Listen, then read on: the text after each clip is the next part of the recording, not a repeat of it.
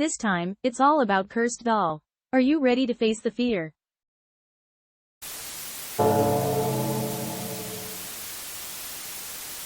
Are you familiar with the cursed straw dolls? This story is about one such doll. Due to my job, I moved around a lot, bouncing from place to place. Sometimes in apartments, other times in rented houses. This tale unfolds when I was transferred to Hagi in Yamaguchi.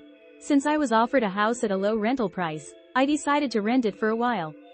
However, the issue was it was located deep in the mountains, and although it was a large house, it was pretty ancient. About a month after moving in, one day, my daughter found a strange box in the garden. I was sure we had thoroughly checked inside the house and the garden during our first long weekend here, yet we never saw any box in the garden before. What struck me the most was the box's distinctive appearance, making it seem like something that would immediately catch one's eye. I don't usually sense spiritual things, but this box gave off an unnervingly ominous vibe. At this point, I believe if I had made a different choice, I might have avoided the terror that followed. I decided to burn this ominous box. From a common person's perspective, the only options for unwanted items seemed to be burning or discarding them. Then, a few days later, a tragic incident occurred. One of my friends was involved in a car crash. The car caught fire. By the time my friend was taken to the hospital, they were completely covered in burns and had already passed away.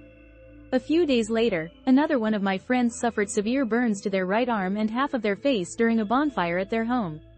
When the flames spread to their clothing, I visited my hospitalized friend to understand what happened.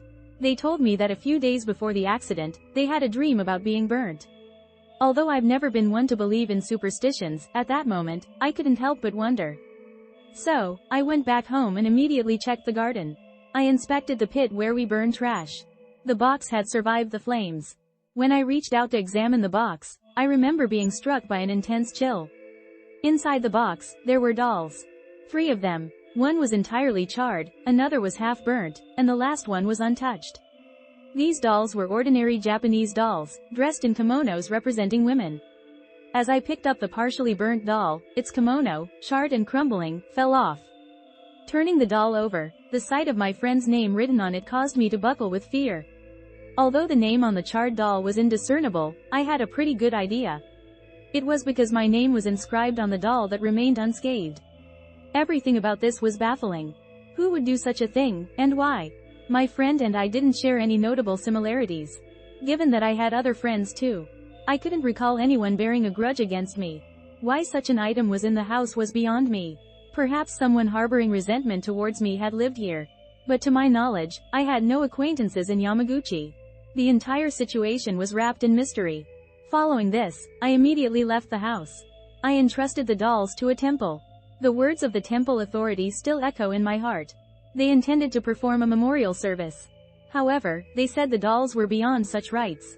The malevolence clinging to these dolls was not of human origin. Wow, that's chilling. A creepy box and the doll inside. It sounds like a scene from a movie. I think there are times when we unwittingly incur someone's grudge, even without realizing it. So, let's consider how others might feel before we act, to ensure you don't end up as the protagonist in such a scary story. Until next time, I'll be back to spook you all, so look forward to it.